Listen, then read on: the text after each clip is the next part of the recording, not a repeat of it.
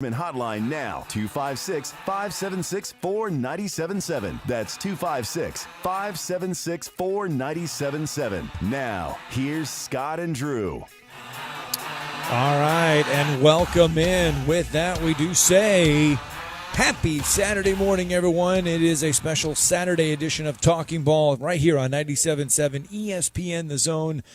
And this Saturday morning, we are live once again from University Kia, right along University Drive, the number one volume Kia dealer in the state of Alabama, the largest volume Kia dealer in the state of Alabama. Folks, how about this? They have been the number one Kia dealership for a decade, from 2012 to 2021. It is University Kia and our Saturday edition of Talking Ball. We have got a mega stuff to get through. You wouldn't think on a Saturday we would have a lot to get to, but we do indeed. We have round 3 of the Huntsville Championship teeing off at the Ledges. What a beautiful day it will be for golf. Let's hope they're able to get this whole thing in, and I say that because tomorrow the weather may not be so friendly. So right now, Eric Barnes and Harrison Endicott leading the field. Eric Barnes, a 65 yesterday. Harrison Endicott, a 67. Eric Barnes, 11 under. Harrison Endicott, 10 under. Now, Harrison Endicott, remember, his caddy for the week is our good friend Brad Story over at the Huntsville Country Club, who was a employee over there. He was a member of the Ledges staff when it first opened. So he is on the bag for Harrison Endicott. And how about this? And I did not look to see if he made the field or not. I'm scrolling down. There is a Stefani in the field. His last name is Stefani. And if that last name sounds familiar, it should, because that is Gwen Stefani's brother. And, of course, Gwen Stefani we know from the popular show The Voice and her singing abilities. Connor Gotze did make the cut, 1 under yesterday for his total, a 69. So Connor Gotze made the cut. The cut ended up being 2 over. If you were 2 over or better, you got into, well, actually, the following players that made the cut, it looks like even may have been the cut. So anyway, it's round 3 of the Huntsville Championship teeing off at the Ledges. We got that to talk about, college baseball to talk about, the NFL draft to talk about. Rounds 2 and 3 are in the book at the NFL draft. How about this? 13 wide receivers have been selected in the first 2 rounds of the 2022 NFL draft.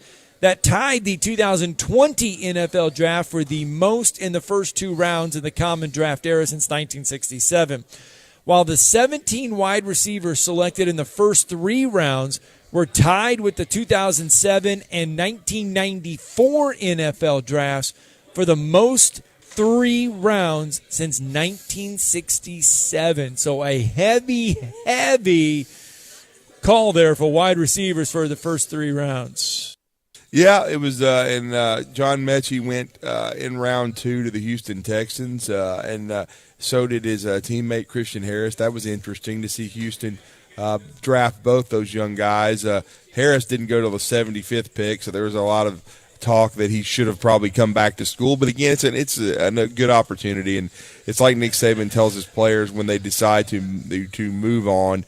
It's about what you do once you get drafted. There are times you may not get picked as high as you would like, but you get an opportunity regardless, and it's what you do with said opportunity. And so both those guys got drafted. Roger McCreary, the corner from Auburn, went very high in round 2 to the Tennessee Titans. So he's going to, I'm sure, be heavily in their plans, probably be a projected starter out of camp. Usually when you're taken high in the second round, that's usually the case. But then the interesting part was the quarterbacks, Scott. QBs kind of all fell. Even in the second round, and a couple of them even didn't go till round 3. So it's interesting. We all thought there was lack of star power in the quarterback room when this whole deal started, and it certainly ended up being the case. Sam Howell from North Carolina still on the board, as he did not even go in the top 3 rounds because he did not have a very good junior year. And quite frankly, I think he should have come back to school like Kenny Pickett did, because Kenny Pickett, it's interesting, was projected around fourth-round pick after his junior year. He decided to come back to Pitt, become a 4-year starter, and he goes in the first round of the Steelers because he had a big senior year. He got Pitt to the ACC championship game. But, again, I just think when you look at it, very interesting draft. It's one, as you said, very wide receiver heavy, but just not the star power. The Tennessee Titans end up taking Malik Willis, which I think is an interesting fit for them. Well, back to the wide receiver spot. The Tennessee Volunteers saw Velus Jones go in the third Local round, kid, the 71st Alabama. overall pick to the Chicago Bears. He goes there. Wan'Dale Robinson from Kentucky ends up going in the second round with the 43rd overall pick. He's going to go to the New York Giants. George Pickens, an Alabama guy, the Georgia Bulldog, goes to the Pittsburgh Steelers in the second round, 52nd overall pick.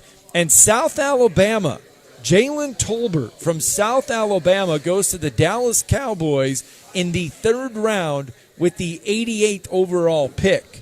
I don't remember anybody from South Alabama going. I mean, it's been a while probably since the Jags have had a top third-round pick in the draft. Yeah. I don't remember one. I could be way wrong, but yeah, Tolbert was a good player for them.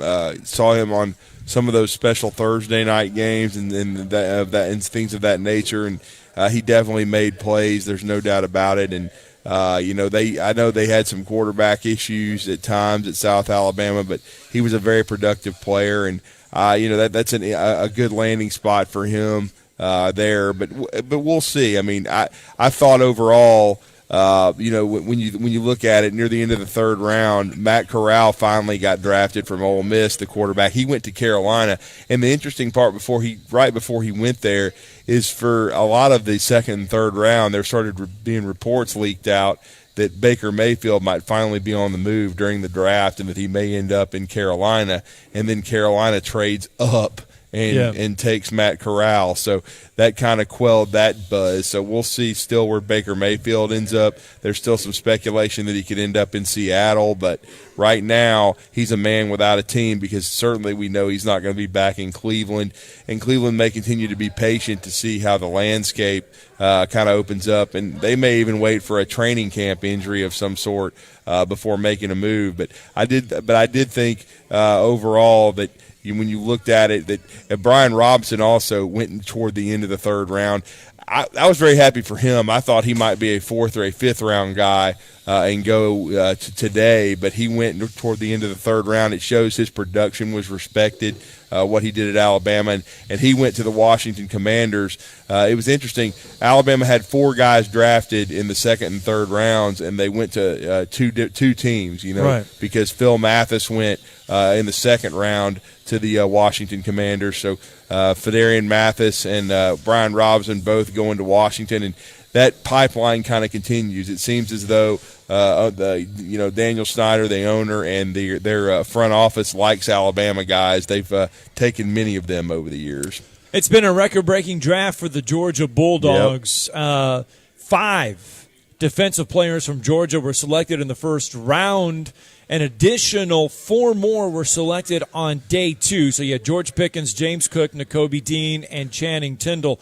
The 7 defensive players from Georgia are the most by a single school in the first 3 rounds of a single NFL draft, surpassing the previous high of 6 from Alabama in 2017 and LSU in 2013.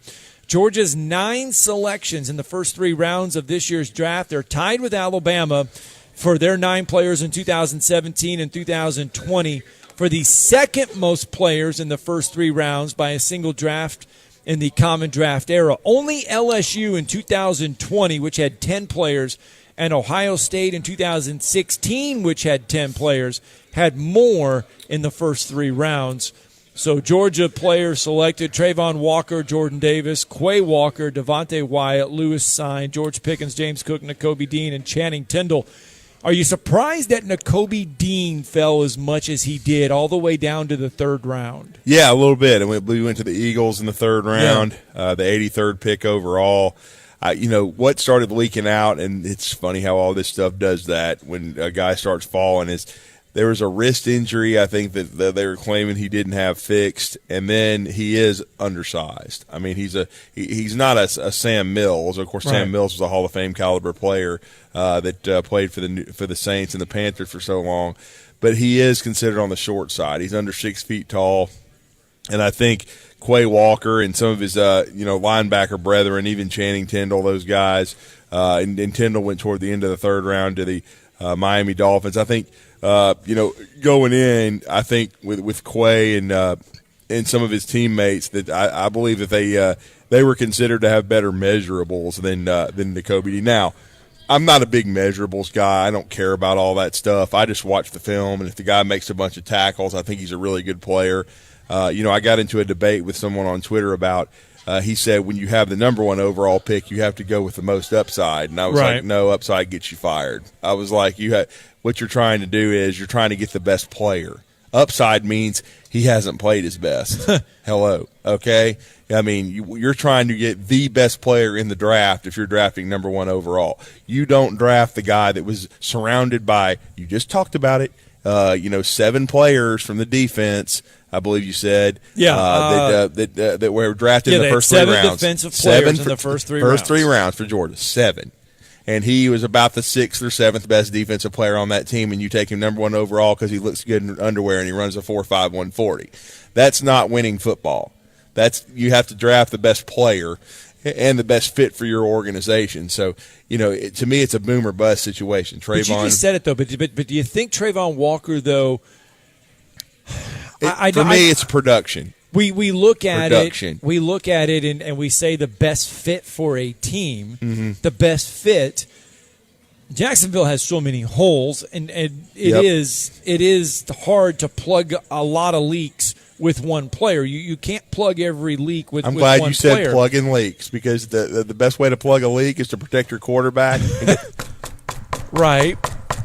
Get an offensive lineman. It's not really hard. So Trayvon Walker may be a great player, but he wasn't the best fit pick-wise for the Jaguars. No. And I don't think he's the best player, Scott. I don't really care about that. I'm not a workout warrior type guy when I'm drafting people. To me, that's just, oh, wow, well, then why didn't he make a bunch of plays? Okay. I mean, the most damning stat you find is, okay, Trayvon Walker in 3 years, surrounded by a bunch of pros, had 9.5 sacks, okay? Will Anderson had that many in 4 games. Why are you not making more plays? I don't care how you look in underwear. I don't care how fast you run. I mean, my father has told me something one time. He's like, well, just because the guy's fast, all that means is if he's not smart enough to make the play, he's just going to go the wrong way quicker. You know what I'm saying? And so I'm not saying that's Trayvon Walker. All I'm saying is that when you watch the film, he didn't flash enough. And to me, taking him number 1 overall is very, very dangerous. Now, he may turn into be a great player, but I'll piggyback off of something Wes Neighbors said earlier this week on the drive. He compared the situation kind of to Andre Bruce when he went number 1 overall in the late 80s from Auburn. Right. And, it was really Tracy Rocker who was the best player. But Andre Bruce benefited from playing with Rocker, and he went to the Falcons, and he was a bust. I mean, he was not very good. I don't know if that's going to be Trayvon Walker. For the sake of the Jaguars, I hope not. But the Jaguars' track record is not great, and to have the number 1 overall pick and use it on Trayvon Walker, to me, wasn't smart. All right, 256-576-4977. That is the number to the Neighbors Wealth Management Hotline. We do want to hear from you on a Saturday morning. That's right, it is a Saturday morning. And coming up here in just a little bit, John Mccreary is going to join us as we kind of look into the Jacksonville Jaguars and their picks. In case you are wondering, in the NFL draft, 7 players have been selected in the first 3 rounds, and they were drafted by a team in the same state as their college football program. Now, obviously, anybody from Alabama and Auburn, they cannot have that happen because we don't have that said NFL team. But Aiden Hutchinson, the 2nd overall pick, will stay at home with the Detroit Lions. Kenyon Green will stay at home from Texas A&M. He'll stay at home with the Houston Texans. Kenny Pickett, obviously, Pittsburgh. Drake Jackson from Southern California will stay home with the San Francisco 49ers. Abraham Lucas from Washington State will stay home with the Seattle Seahawks. And Ikem Ekwunawo, I think I say that name differently every time. But I say Ekwonu. I'm not really. Yeah, we'll go with that. He's from NC State. He'll stay at home with the Carolina Panthers. Mm-hmm. So Jalen Petrie will stay at home from Baylor with the Houston Texans. And just in case you're wondering, football is family. Many of the prospects have family members with NFL ties so far. James Cook, obviously, his brother Dalvin is with the Minnesota Vikings. Breece Hall from Iowa State. His cousin, by the way, is Roger Craig. Interesting. Remember that name. Oh, yeah. Yeah, Daxton Hill, his brother Justice, plays for the Baltimore Ravens. Roger McCreary, his uncle Angelo James, played for the Philadelphia Eagles during the 1987 season. Derek Stingley Jr., obviously his father's Derek Stingley. And Malik Willis, his uncle, James Anderson, was selected in the third round of the 2006 NFL Draft by the Carolina Panthers and is a 10-year NFL veteran. So just some ties there to some names. And I believe back in the mid-'90s, I don't know if you remember a corner. He was from Riverdale High School in Murfreesboro, Tennessee. Fernando Bryant for Alabama, and he was a guy that started, I think, 4 years, like straight out of high school, and it was so funny. He was finishing his career at Alabama when I was down there as a student, and he drove down. I can't remember if it was McFarland Boulevard, one of them in Tuscaloosa, and he's driving like a gold Mercedes. And this is okay, Scott. This is way before NIL, so you're sitting here in a car that looks like that. You're like, good Lord! And then what turned it out was, he got it from his uncle. His uncle, I don't know if you remember a DB for the 49ers, Don Griffin, and he played for a long time in the NFL. That was his uncle, because everybody was like, where did he get? Why would he be driving that around? Where would he get it? You know? Yeah, somebody's giving him a car. Yeah, exactly. 5 players so far taken in this year's NFL Draft have been born outside the United States, and John Mechie is one of those. He was born in Taiwan, moved to Ghana, and then immigrated to Canada with his family at the age of 6. So there you go. Just a little history there with John Mechie. All right. Tell you what, let's get our first break of the morning in. And when we come back, John Ferry will help us dissect what the feeling is like in Jacksonville. Log on today, 977ESPN.com. The world champs are back. The Braves are out to defend their world championship. And behind Matt Olson, Ronald Acuna, Dansby Swanson, Max Fried, and this loaded 2022 roster, a repeat is within reach. Here goes Ozzie, 2-2 on the way, hit well. Deep center field. Might have ourselves a tie ball game. You betcha. And we'll bring you every huge moment of the Braves 2022 season right here on the Atlanta Braves Radio Network. The internet is everything. Actually, everything. And with WoW Internet, everything is good. Good streaming, good shopping, good gaming. And with an extra reliable connection, it's all good all the time. Get super fast gig speed internet from WoW for only $49.99 a month. Plus get $300 on us when you sign up at Wowway.com. Wow, that's good internet. Wow. Limited to new customers with autopay and paperless billing. Subject to change. Terms apply. This is an Alabama legacy moment. Born in Fairfield, Alabama, Willie Mays is one of the greatest baseball players to ever play the game. In 22 Major League seasons, mostly with the New York and later San Francisco Giants, Mays had a 302 lifetime batting average and amassed 3,283 hits, 660 home runs, and an untouchable total of 7,095 career putouts from the outfield. Mays was the National League Rookie of the Year in 1951 and played a significant role in the New York Giants World Series victory victory in 1954. The most memorable moment in Mays' career occurred in the first game of that series when he made a running, over-the-shoulder catch at the warning track, popularly known as the catch. Mays earned 2 MVP awards, was awarded 12 Gold Gloves, made 24 All-Star Game appearances, and was a first-ballot Hall of Fame inductee in 1979. In 2015, President Barack Obama awarded Mays a Presidential Medal of Freedom. Sponsored by the Alabama Bicentennial Commission, the ABA, and this station. I loved playing high school sports. I loved the competition, the camaraderie, the bands, the crowds, all the pageantry, and I wanted to keep playing. But I graduated. No colleges called, and neither did the pros. So, to stay close to the game I loved, I decided to become a high school official. You know, a referee. When I played high school sports, I learned the importance of integrity, good sportsmanship, and respect for the rules. Now, as a high school official, I get to help model these same values to others. Maybe the colleges and the pros didn't call, but the kids in Alabama did. And now, I'm enjoying the competition, the camaraderie, the bands, the crowds, and all the pageantry of high school sports all over again. Interested in becoming a licensed high school official? Go to highschoolofficials.com to learn more and begin the application process. Hello, listeners. My name is Jonathan Dunwoody, and I own Minuteman Press. We are a full-service print shop that is locally owned and operated. I have personally been handling direct mail for over 17 years and have a great relationship with the USPS. We are the only print shop in the area that is listed as a print provider on their website and the only printing franchise that can use their logo as our partner on marketing materials. We can help from conception to design, print, and delivery to the post office. And with our easy, secure online payment option, you don't even need to leave your office. Minuteman Press, we're not just putting ink on paper, we're building relationships.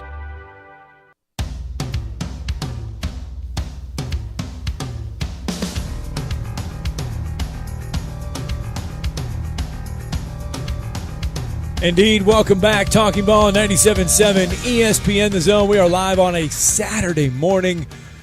Live from University Kia, the number one Kia dealer in the state of Alabama for over a decade. Largest volume Kia dealer in the state of Alabama. Get on out here. Check out the Kia deals, the sales. They got first-time financing available. They will get you in a car. Do not leave here until they do every option they can to get you in a car, because they will and they can get you in a car today. So come on out here to University Kia and let them see you in a Kia, because they want to see you in a Kia.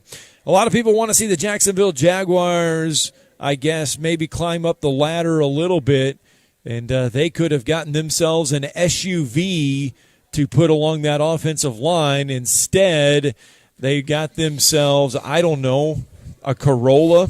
I don't know what they got. They may have got they could have gotten a Ferrari, but they may get a Pinto. We don't know. That's the best way to put it. It's going to be a boom or bust type situation. I don't think there'll be anything in between. But we are delighted to bring in our next guest from WFOY Radio in the St. Augustine area, who covers the Sunshine State so well, including the Jacksonville Jaguars, who are located within that footprint very closely. He covers them on a daily basis. He's been a guest of ours throughout college football season, college basketball as well, and now with his Jacksonville Jaguars that he covers, having the first pick in this draft and retooling around Trevor Lawrence and a new head coach in Doug Peterson. We wanted to get some draft reaction from John Mccreary this morning from University Kia on Saturday for our special show, and he's with us now on the Neighbors Wealth Management Hotline. John, welcome back to Huntsville. You were Drew and Scott. Good morning, sir. Good morning, guys. Great to be with you on a Saturday. And I'll tell you what, the Jags could use one of those Kias you guys have out there right now. I'm sure Trevor Lawrence would have preferred that in this draft. This has been one of the most bizarre turn of events since I've been covering this team for years here. Trayvon Walker 2 months ago wasn't even in the conversation for the number one overall pick here. Right. And then all of a sudden the combine, he shot up the charts. Trent Baalke absolutely fell in love with him, the Jaguars general manager. They presented a united front, the Jaguar management, on Thursday night after making the pick, meaning Doug Peterson and owner Shad Khan said they were fully aboard, but this to me looks like and smells like a Trent Baalke pick all the way. Trayvon Walker, as far as potential and as far as being able to play multiple positions, is what intrigued the Jags. But I just think it's not a position where the Jags can take a gamble like this, guys, and that's what took me back, because it's a team that has had the number 1 overall pick 2 years in a row. Trevor Lawrence is your most important piece. And I thought about 2 months ago, I thought for sure they were going to either go with Evan Neal from Alabama, a guy you're familiar with intimately over there, or maybe Aquanu from North Carolina State. Aiden Hutchinson was the other thought in my mind. And so this came from left field until about, like I said, a couple of months ago from the combine on. I think Trayvon Walker will be a good player. I don't think he's going to be a great player or an elite player, though, guys, and I hope I'm wrong, because I'd love to see the Jags be successful and prove me wrong in this. But, again, I just think back to when I watched Georgia last year, Trayvon Walker didn't really jump out to me at all. Right. With all the great defensive players they had. It was Jordan Davis, Nakobe Dean. We can go down the list, but Trayvon Walker, the only impact play I remember him making, guys, that I watched was against Florida. He did deflect a pass of Anthony Richardson that led to an interception before halftime back on October 30th. And he had other plays and had 6 sacks last year. But consider this, guys. Since they've been drafting in 1967, the NFL, Trayvon Walker is the first guy that was never an All-American or an All-Conference player to go number 1 overall, ever, since 1967. And that's not everything, but I'd still like to have a more proven commodity, especially when you've got the number 1 overall pick. So, again, I think it's a huge risk and a huge gamble, and he may pan out and be a double-digit sack guy, but I'm, color me skeptical right now. I'm pretty disappointed with the direction the Jags went with that number 1 overall pick. Yeah, it's interesting, John. And then the point I've been making on the show with Scott is Georgia had what they're saying is one of the greatest defenses of all time in college football. Now, some are calling it the greatest, which I think is a joke, because you don't get shredded by Alabama in the SEC championship game and get blown out and be the greatest of all time. The 2011 Alabama defense that should be on that list, they lost an overtime game 6-3 in 2011. The defense played great. They just couldn't score, blew some opportunities. But again, my point is this: Trayvon Walker was surrounded by a bunch of great players and then didn't have great production. The most damning tweet I saw, you probably saw this as well, by Clint Lamb, is Trayvon Walker in 3 seasons had 9.5 sacks. Will Anderson had 9.5 sacks in a 4-game stretch last year. Yeah, exactly. I mean, there's a lot of stats like that, Drew. You're right, and that's what concerns me, is that this is basically just based all on potential. Mm-hmm. And the fact that the Jags think and their management thinks they can get more out of Trayvon, and hopefully they can. They better. I'll say that right up front. If Trayvon Walker does not pan out, that's Trent Baalke's job. It has to be. When you stick your neck on the line and make a pick like that, when you've got the first overall pick in the draft, the other thing that concerns me is that Trayvon Walker really doesn't have a set position. We've talked about he can play any technique and he's versatile, and that's great. But at this point in the game for the Jaguars, they need somebody like an Aiden Hutchinson that he comes in, he's a pass-rushing defensive end. You know what you've got from day one, and you go get the quarterback, which is what this team desperately needs. They had 32 sacks last year, which was the 5th worst in the National Football League. So they need an impact player from day one. They don't need a project, guys. And I think Trayvon Walker is a project, to be quite honest with you. Now, I think he'll be a good player in the league. I do. I think he might be good against the run, but I don't think he's going to be elite or stand out like you just touched on, Drew, when he was with Georgia. He just really didn't stand out. Now, there are some that have argued, well, that's because Georgia had so many other great players. I kind of counter that should have helped him stand out more in my mind.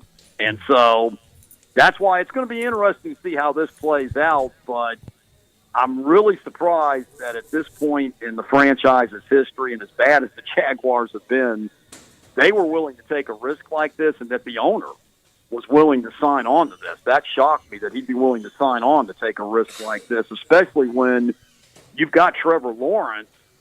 And I was thinking, if I'm going to take a risk at that number 1 overall pick, guys, I would have drafted Jamison Williams. Because wow. if he hits from Alabama, and I know he's got the torn ACL, and you're not supposed to pick a receiver number 1 overall, but if Jamison Williams hits, Trevor Lawrence is going to be elevated big time. And that's the kind of player you need to bring in to help him right now. And that's after this was all said and done. If you're going to take a risk like that, that's where I would have gone. I would not have gone with Trayvon Walker. Right. Well, Jacksonville had 2 first-round picks and 2 third-round picks.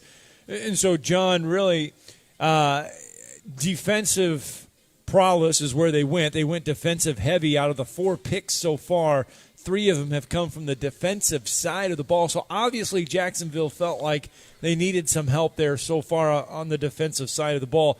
So if they take Aiden Hutchinson number 1, is this a completely different conversation where the Jaguars got what they wanted in a solid defensive guy? If they wanted to go heavy defensively, then they got the right guy in Aiden Hutchinson. It's just the fact that Trayvon Walker went number 1.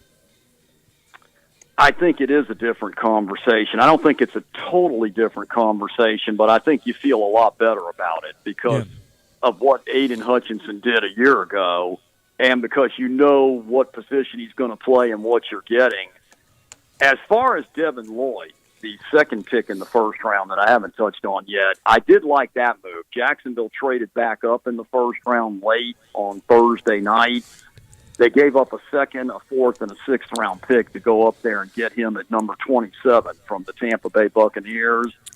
He's a guy that was an all-conference player from the Pac-12. He's a guy that had 8 sacks. He's a guy that's been known to be physical.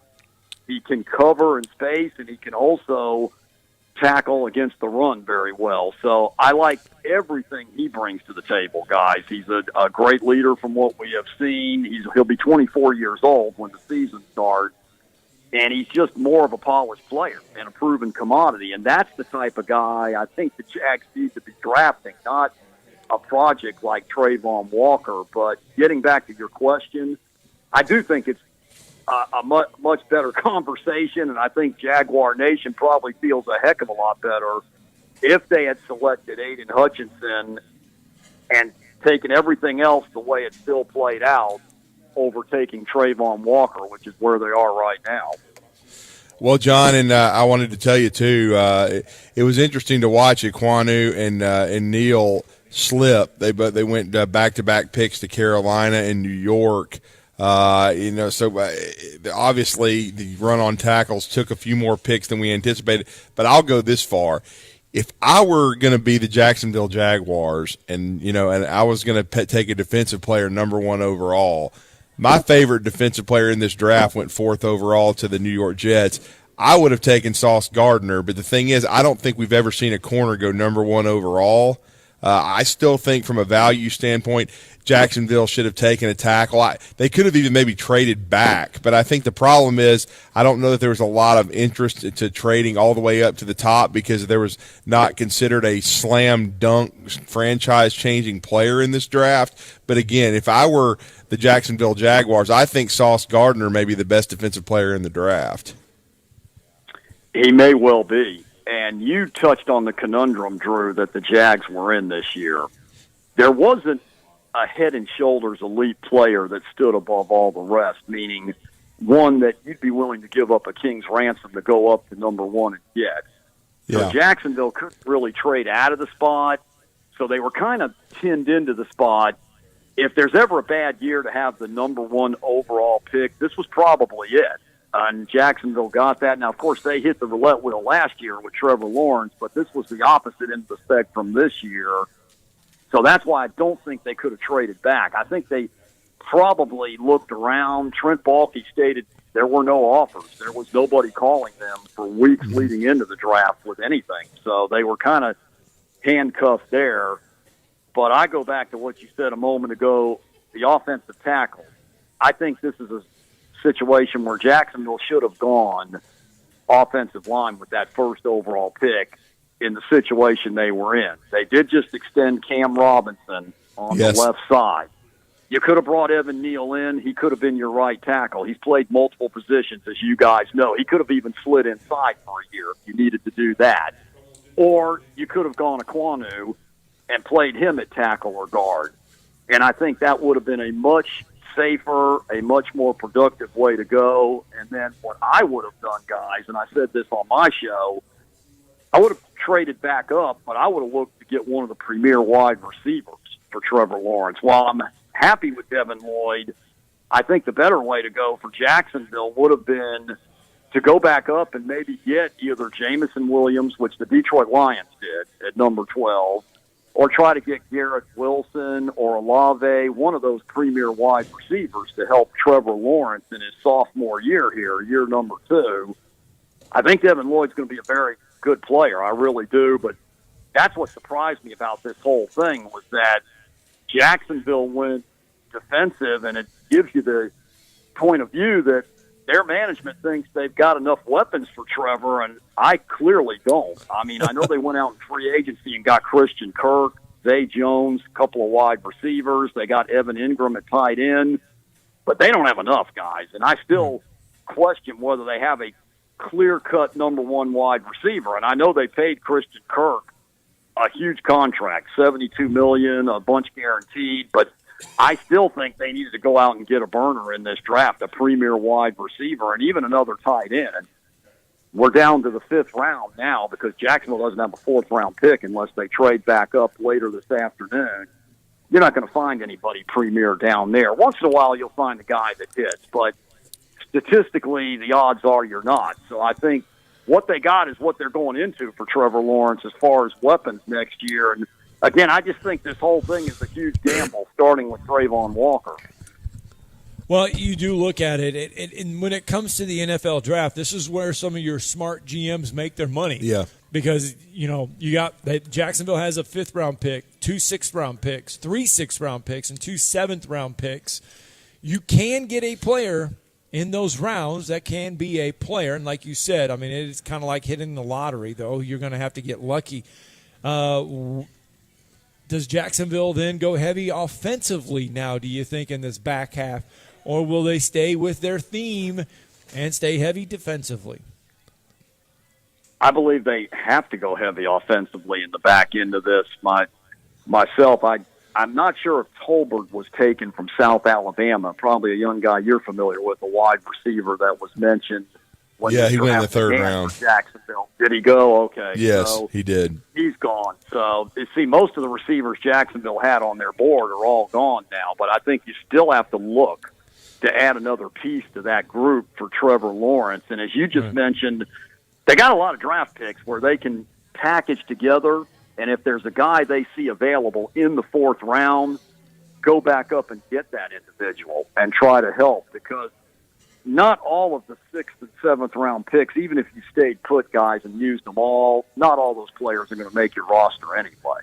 Right. So if you see a particular individual that you say, hey, he fits what our scheme, he fits what we need, package a couple of those picks together and go get them. But I think they've got to lean toward the offense today. The other surprise pick last night, guys, was in the 3rd round with Muma, the linebacker from Wyoming, who, again, I think will be a good player, but you've doubled down on that linebacker position. You already traded up, giving 3 picks away to get Devin Lloyd out of Utah. And then you went back in and got Chad Muma. Now, the linebacker room's going to be very good, and the Jacks better be good in that area next year, considering the investment they made collateral-wise with the draft pick. But that surprised me, too. I thought that was a spot where you could have gotten a wide receiver or maybe looked at a tight end last night. Well, Isaiah Spiller from Texas A&M. Yeah, he's still on the board, he's too. Still on the board he as and well. Zeus White, Yeah. Zamir White. But Zamir's had a lot of physical issues. Absolutely. And that's the thing. When you're down in this area of the draft, you're really reaching more so than getting the sure commodity like the Jags had an opportunity to do with some of the more premier wide receivers that have already gone. I believe Justin Ross is still out there, too, from Clemson, who, again, had injury issues, but that might be a guy the Jags look at. So, but I think they've got to bring in a wide receiver. They've got to bring at least one in this draft, guy, to, improve that room, give more competition. I realize they brought in 2 in free agency with Christian Kirk and Jones, but they've got to bring more guys in my opinion, at least one. And so I do look for them to do that today. Also, I think they might look to get a running back to help as well, because keep in mind, Travis Etienne and James Robinson are 2 guys that are coming back from injuries, both. Yes. Robinson's probably not going to be ready in September. He had the Achilles injury in December.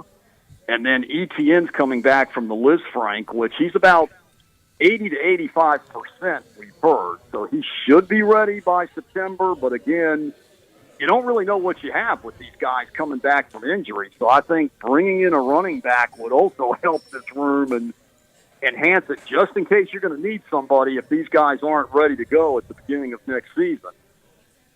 Yeah, I would agree, John. No question about that. And I think it's going to be really interesting because Tolbert, you mentioned, went in the 3rd round, near the end of the 3rd round, to the Dallas Cowboys. So the South Alabama wide receiver, as Scott said, their first draft choice, at least in the top 3 rounds, and many a moon. We were trying to remember the last South Alabama Jaguar that went that high in the draft. So he's already off the board to the Dallas Cowboys. He had a really nice career. And so it's going to be interesting because Alabama's got about 4 guys that could go today, but they all have at least 3 of them big-time medical issues. Josh Jobe has had injuries, plus he's had, I think, some issues off the field. And then you've got Jalen Armour-Davis, who had several issues last year at the end of the year medically, even though he worked out really well. And then, of course, Chris Allen, who would have been a slam dunk, I think, first 3-round draft choice if he had been healthy. But he, as everyone knows, he was hurt the first game of the year. And then they have Slade Bolden as well, who's probably a 6th or 7th round guy at the receiver spot. So it'll be interesting. And it was interesting for the Gators, too, because Zaire Elam missed most of the season, John, but he's still an extremely a high draft pick pretty early yesterday. He was, and I think he's going to help the Buffalo Bills a lot. First round, sorry. Yeah. Yep, first round on Thursday when the Bills moved up to get him. I think it's a great pick for them. Defense is what obviously eliminated them last year in the playoffs with Kansas City, painfully for Bills fans. So I think it's a great move for them. I think he's going to be a great NFL player, and he's a physical player. I think he's a difference maker. And I think he's going to stand out for Buffalo for the foreseeable future. And also Zachary Carter was a guy that went from Florida in the 3rd round. And I think he'll be a contributor. I think that's a pretty good 3rd-round pick. So I think that's definitely a quality pick there. And so I think both of those guys will contribute in the NFL moving forward. Yeah, I'm sure they will. Well, we appreciate the time here early on this Saturday morning from University Kia, John. Let everybody know how to connect with you and continue to follow your coverage, because I know you guys are going to be following the Jaguars' 3rd-round selections today very closely. And, of course, Florida Gators baseball still going on. I know it's been a little disappointing for Coach O'Sullivan this year. But, again, let everybody know how to connect with you. They can follow me on Twitter today at JF_SportsNow. And as you just said, Drew, we'll give updates on the draft picks. And then on Monday from 5 to 7, a full recap on all of this on Sports Now, on 1021news.com, which is WFOY 102.1 and 1240 in St. Augustine. And, guys, always an honor and a pleasure to be on, even on a Saturday morning. And as I led with, keep one of those Kias running. The Jags might need one of those. Absolutely. Yes, all right, John, thanks for the stuff. Thank you, John. Thanks for having me, guys. Let's get that break in when we come back and wrap up Hour 1 here from University Kia, largest volume Kia dealer, state of Alabama. There are so many words to describe Panera's new Chef's Chicken Sandwiches. The chicken, juicy, succulent, seared. The brioche roll, buttery and toasty. The Parmesan crisps, crunchy. tangy. The secret aioli, creamy and rich. All those words. But when you have a bite, you might just be left speechless. Panera's new Chef's Chicken Sandwiches. Enjoy a free drink with purchase of a new Chef's Chicken Sandwich. Restrictions apply. For details, visit PaneraBread.com/online code. The world champs are back. The Braves are out to defend their world championship. And behind Matt Olson, Ronald Acuna, Dansby Swanson, Max Fried, and this loaded 2022 roster, a repeat is within reach. There goes Ozzie. 2-2 on the way. Hit well. Deep center field. Might have ourselves a tie ball game. You betcha. And we'll bring you every huge moment of the Braves 2022 season right here on the Atlanta Braves Radio Network. If you're ready to lower your utility bills, it's time to call Eagle Insulation. Eagle can handle it all. Attic re-insulation, insulation removal, wall insulation, and new construction insulation, commercial and residential. Our primary goal is to save you money, and lots of it. Typical clients realize their return on investment within 3 to 6 months. That means the re-insulation actually pays for itself and then some. See if we can help you. Contact Eagle Insulation today, 256-755-1556, or log on insulatewitheagle.com. Did you know that your car, truck, or SUV may be worth over 30 or 40% more than it was last year? It's true. Bobby White back again for Woody Anderson Ford, and we'd love your trade-in for a personalized custom factory order on a 2022 Explorer, Expedition, Ranger, or F-150. You'll get exactly the color and options you want. Woody Anderson Ford will save you 5% off MSRP, plus you'll get any additional Ford factory rebates. Or if you need a new ride today, choose a Ford Blue Advantage certified pre-owned vehicle. We have over 100 to choose from. Our Ford Gold certified or low mileage, gently used vehicles with great warranties. They've passed a 172-point inspection by certified technicians, come with our 24-hour roadside assistance, plus a full tank of gas and a fresh oil change. At Woody Anderson Ford, whether it's a new order or a pre-owned, we promise to always do the right thing. Corner of George and Sparkman, hope to see you soon. Ann Adams with Berkshire Hathaway Rise Real Estate is the one name to know if you're buying or selling real estate. With years of local experience, Ann Adams offers buyers in-depth knowledge of the local housing market and will narrow available properties down to those you'll be interested in so you can save time when shopping for your new home. If you're ready to sell, Ann offers a seamless process using accurate pricing and expert negotiation skills to make sure you get a fair price for your home. Call Ann Adams today at 256-337-2625 or log on bhhsriserealestate.com. The world champs are back. The Braves are out to defend their world championship. And behind Matt Olson, Ronald Acuna, Dansby Swanson, Max Fried, and this loaded 2022 roster, a repeat is within reach. There goes Ozzie. 2-2 on the way. Hit well. Deep center field. Might have ourselves a tie ball game. You betcha. And we'll bring you every huge moment of the Braves 2022 season right here on the Atlanta Braves Radio Network. All the press conferences. It's our mental energy. I would say spend less time complaining about, when I was going to get an opportunity. Just spend more time training and working towards. Plus, all of the rat poison is served up right here. It's yummy. On 97.7 ESPN The Zone.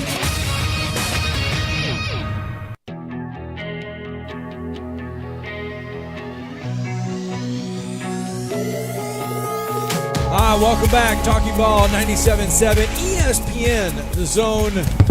We are live on a Saturday from University Kia, the number one volume Kia dealer in the state of Alabama. In fact, folks, these people have been the number one Kia dealership in the state of Alabama for a decade. 2012 to 2021. So they want to see you in a Kia. We want to see you in a Kia. And you just kind of have to come on out here and visit with the fine folks to take a look at what they have. They're just like everybody else. Demand is high and supply can be low at times. Yeah, speaking of that supply being low, we had a listener message in on Facebook wanting to know about some Tellurides. No. They don't have. I don't believe they have any in stock right now. They want us to check. But they'll find one. They'll find one for you, though. Yeah, we can track them down. If you want one, let us know, and we will get somebody on it and figure out what we can do to get you they will locate it. Telluride. Yes. All right. So the NFL draft is ongoing. So 4, 5, 6, and 7 will take place today. It's like rapid fire when it comes to the NFL draft. Now, there is a situation, though, brewing in college football. And this has the potential to get really ugly really fast. You remember a couple years ago, Lincoln Riley did not want a couple of his players transferring from Oklahoma to Big 12 schools. Right. And he made a big stink about it and was going to put his foot down, not let a couple guys transfer. Well, apparently Lincoln Riley, now this is a he said situation going on right now. The 2021 Biletnikoff Award winner, Jordan Addison, plays for the Pitt Panthers. The feeling is that he is going to put his name in the transfer portal within the next 24 hours. Remember, the deadline is May 1st. He is going to put his name in the transfer portal. The speculation is that he is going to head to USC because USC has supposedly told him that if he comes to USC, they will offer him a $2 million NIL deal to come play for the Trojans. Now, I believe Pitt picked up a USC transfer in the transfer portal a few weeks ago. Pat Narduzzi, the head coach of the Pitt Panthers, has accused Lincoln Riley of tampering and has said that he will make a public statement about the matter coming up here very soon, but is accusing Lincoln Riley of tampering and coming after kids that aren't even in said transfer portal. Like I said, this has the developments of something that could get very, very ugly between two schools. Well, Jordan Addison is the Biletnikoff Award winner. I mean, he was with Kenny Pickett. He had a great year last year, and he's back at Pitt, and it has a chance to get very ugly. Because I think Lincoln Riley's doing that? Absolutely. I think he's a scumbag. So I don't not a big Lincoln Riley fan either. I think he's a great offensive mind, but I didn't like the way he handled himself at Oklahoma. I think the guy's overrated. I think he'll win some games at Southern California, no doubt about it. But I think I wouldn't say he's going to win a national championship. He never won one at OU, never came close. But again, I wouldn't be surprised if the tampering like this is going on, especially with a great player like Addison.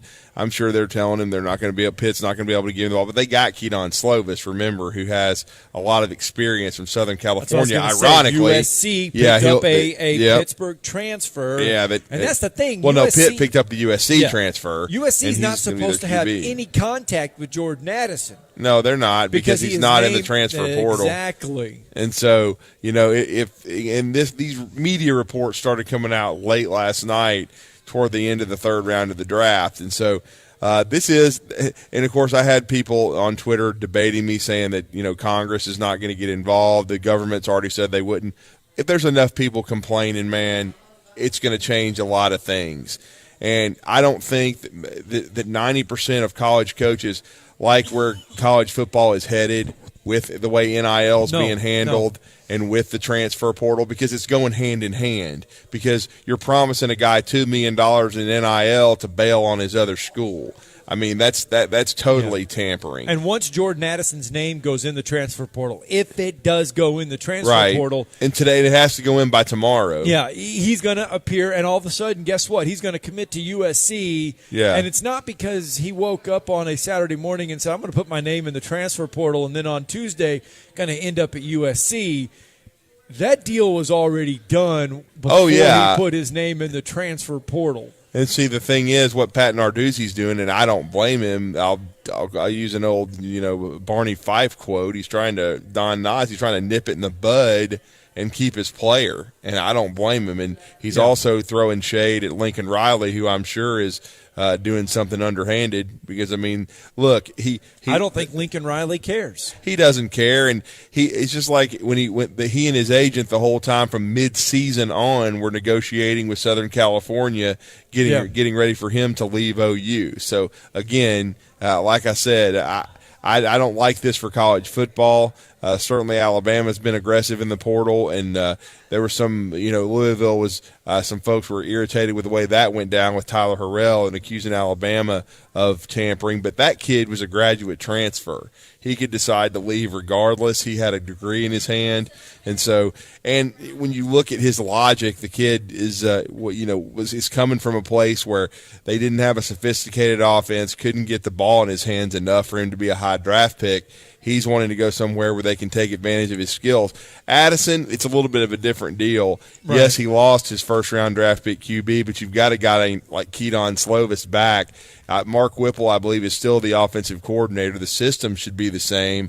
And so you're going to be a huge part of that offense. And now, right before the deadline of, going into the transfer portal, USC is trying to pull some shenanigans like this. To me, it's just Bush League.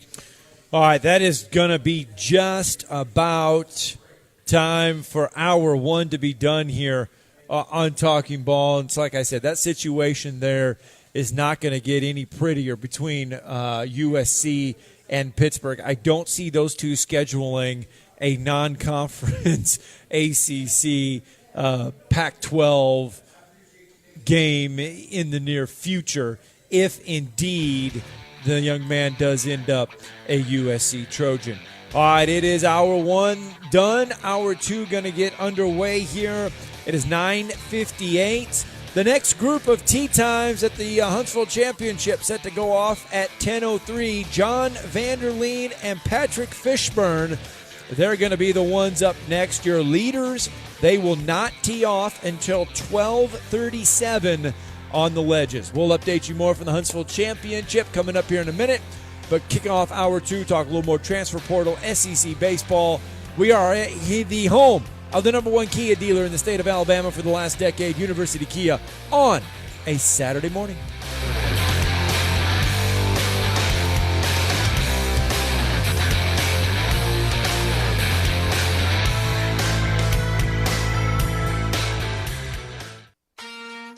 The internet is everything. Actually, everything. And with WoW Internet, everything is good. Good streaming, good shopping, good gaming. And with an extra reliable connection, it's all good all the time. Get super fast gig speed internet from WoW for only $49.99 a month. Plus get $300 on us when you sign up at Wowway.com. Wow, that's good internet. Wow. Limited to new customers with autopay and paperless billing. Subject to change. Terms apply. The world champs are back. The Braves are out to defend their world championship. And behind Matt Olson, Ronald Acuna, Dansby Swanson, Max Fried, and this loaded 2022 roster, a repeat is within reach. There goes Ozzie, 2-2 on the way, hit well. Deep center field. Might have ourselves a tie ball game. You betcha. And we'll bring you every huge moment of the Braves 2022 season right here on the Atlanta Braves Radio Network. WCZN, Union Grove, Huntsville, Alabama. 97.7 ESPN, The Zone. Lakers, TJ and Max. Mornings on ESPN.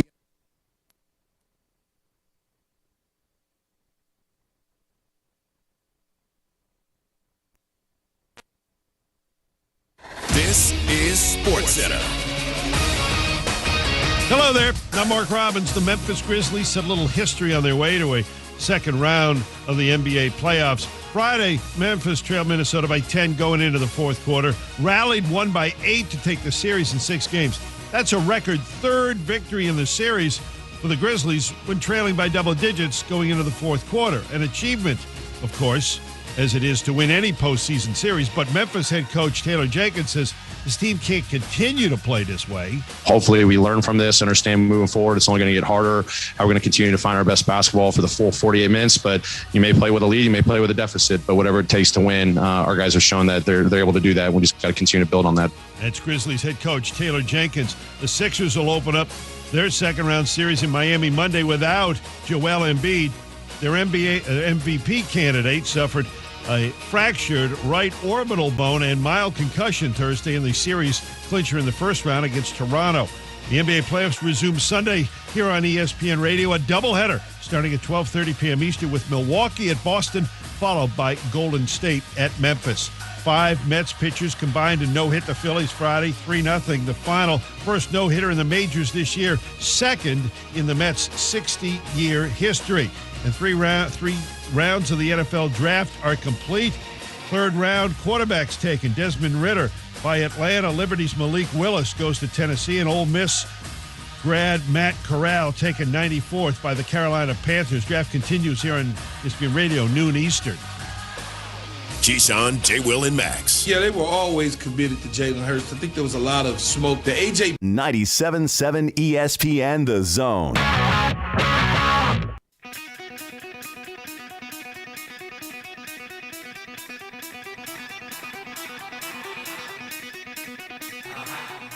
Welcome to Talkin Ball with Scott Theisen and Drew DeArmond. Call into the Neighbors Wealth Management Hotline now, 256-576-4977. That's 256-576-4977. Now, here's Scott and Drew.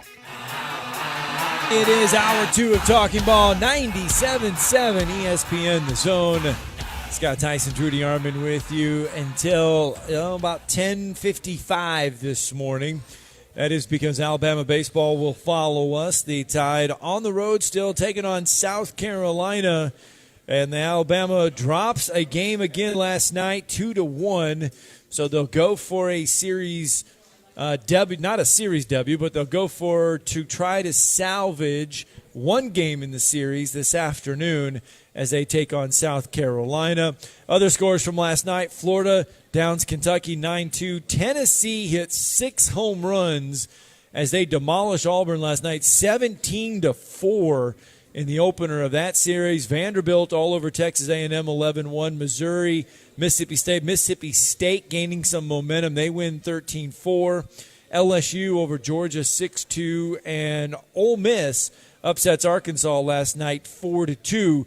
But Drew, Alabama struggling at the plate in this series against South Carolina. Yeah, to put it mildly. The situational hitting is abysmal, just to be quite frank. They dug out of a 5-0 hole on Thursday, tied it at 5, and then lost it on a bloop single 6-5 in the bottom of the 9th. But they botched a double play ball early in the game that would have gotten them out of an inning, and instead gave up a 3-run homer to go down from down 2-0 to 5-0, and then had a situation later in the game with second and third, nobody out, and managed to not score 1 run, which is pathetic, by the way. I mean, it's just absolutely asinine. You've got to be able to put the ball in play. You've got to be able to manufacture runs. And then last night, Jacob Mccreary of Athens, North Alabama kid, threw the best game of his career, basically, got them deep into the game, into the 7th inning. They were able to go to Dylan Ray from Bob Jones, and they finally tied the game. Alabama did. Finally got a situational hit to tie it at 1. But then you have the 9-hole hitter up. The 9 holes hitting 195. He's walked. And then in trying to steal a base, he steals second. There's an errant throw. The runner gets to third. And then what does South Carolina do? They situationally get a sac fly to get the second run in, and it holds up because, once again, Alabama didn't generate any offense. And Alabama had some chances during the game last night to get big hits, to knock in runs, and they just have not been able to do it. It's been a chronic issue, really, except for year 3. But year 3 was cut short due to COVID. They only played 16 games. I think they were 15-1, and that was a good offensive team. And it was believed it would have been a good one in SEC play. But the other 4 years, under Brad Bohannon, the situational hitting has not been good, and it's continued to rear its ugly head in this situation. And Alabama's got pitching injuries. Their ace, Connor Prelip, has not thrown all year. The lefty, and then Antoine Jean, another lefty, is hurt. They've got a lot of guys that are down. Hunter Hoops, the transfer that they signed, who had done some good things earlier in the year, he's not healthy. Brock Guffey's fought through some things as well, and Landon Green from Helena. They've got a lot of injuries, and yet the pitching staff half, for the most part, has been good enough, but the offense has just been way too hit or miss. And now they have an 11 a.m. first pitch today, and we'll be wrapping up our show here at Kia at 10:55 for pregame. But they have to win this game against South Carolina today, because if you get swept on the road by a team in South Carolina that came in with a below 500 record overall and 6-12 in the SEC, and you don't win one game with LSU at home, Auburn on the road, and Arkansas at home, the last three series, you may play yourself out of the SEC tournament and out of a regional. Alabama's overall record is only 25-19 right now, and 9-11 in the SEC. So today's game is of huge importance, and they've got Grayson Hitt, the lefty, on the mound from Tennessee. Well, Mississippi State has Missouri, awful Missouri, and they got that win last night. Don't look now, but Mississippi State climbing up the standings ladder as well. All of a sudden, Mississippi State, if you look at it, they're 9-10. Yeah. And if a win today, they go 10-10. They're 500. And that's a huge turnaround, because they were 5-10 at one time. And we talked about how awful Ole Miss was. Alabama's really at a crossroads right now, because Ole Miss is 7-12. If Alabama falls today, they're 9-12. If they get a win, they're 10-11. Looks a whole lot better than 9-12. I know you're still a game below 500, but it looks a whole lot better. Oh, it does. Than being right there with Ole Miss at 7-12. Ole Miss is 7-12 right now. Alabama's played much better baseball than what Ole Miss has, but you got to get that win today. But see, when at one time, remember, a couple of weeks ago on the Friday night, they beat Tennessee to give Tennessee their only loss of the SEC schedule. They were 8-5 in the league, and they've won one game since then in the SEC. 1-5. Yeah, so they're 1-5. They've got to start stringing some wins together, or to me, you're in year 5 under Brad Bohannon, and you still can't get over the hump like this. To me, he's going to be on the hot seat before he knows it. Well, Auburn went up to Tennessee last night and found out that playing in Knoxville is not easy. And boy, what just an explosion by the Vols, because I was following that game, and Auburn had a late lead, and then my phone went dead. I mean, I think they were up 4-2 in the 7th inning. Auburn, yes. Oh. And then all of a sudden, Tennessee just started playing long ball. Yeah. And I mean long ball. Yeah. Some of those shots that Tennessee were hitting reminds you of back in the day when they did not have those dead aluminum bats. And the aluminum bats, all you'd have to do basically is touch the ball with a little bit of power, and the ball would go about 400 feet. Tennessee was hitting some moon shots last night when they wanted to in that offensive explosion. But Tennessee gets that win. They're 18-1 in SEC play, 39-3 overall. Is Tennessee. So that series will resume today for Game 2 as well. We were talking about it in hour number 1. The transfer portal deadline is May 1st, okay? That is when you have to be in the transfer portal to be eligible to play next year. Or does it mean you have to be in there by May 1st to play for next year? No, it does not. Because there are scenarios, because this is the NCAA, remember, there are scenarios that says you can be in the transfer portal after May 1st and still be eligible to play, okay? So can a player enter the portal after May 1st? You bet. Can you be eligible? You bet. Remember Joey Gatewood? Yes. Yeah, Joey Gatewood entered the transfer portal August 16th of 2021 and was eligible to play right away. Because all you got to do is go to the NCAA and fill out a waiver. If the NCAA accepts your waiver, you're eligible. If they like you, yeah. That's what it takes. Ole Miss offensive tackle Jordan Rose is an ideal example. He entered the portal August 13th of last year, transferred to Ole Miss August 23rd, and then played in the Rebel season opener on September 6th because he got accepted from a waiver. Does every conference have the same rules? No, it does not. If a player seeks to transfer from one SEC school to another, the player must have entered the portal by February 1st instead of May 1st. So there you go. If you want to transfer, so if a player from the SEC goes into the portal now, you know that they are not going to be in an SEC uniform this coming fall. So there you go. The SEC has a deadline of February 1st to be in the transfer portal if you want to transfer to another SEC school. Yeah, I mean, that's kind of the situation we're in. There's different rules. There's no regulation to it. There needs to be some regulation. But as usual, the NC Double Dumb, they had a couple years when they lost this case to where they could have started trying to work with college football and college athletics to set up, a system that is going to help the players, but then also set up some parameters and guidelines. But as usual, they're reactive. They're not proactive. They're archaic with a lot of their stupid rules. And that's why people, I think, are getting kind of tired of them. Again, but this could have all been avoided if they had, had some sort of plan, but they did not. And you just come to expect it. And again, I think it's part of it. It kind of motivates Nick Saban. I know some of it drives him crazy, but again, it's kind of like problem solving. You have to figure some things out.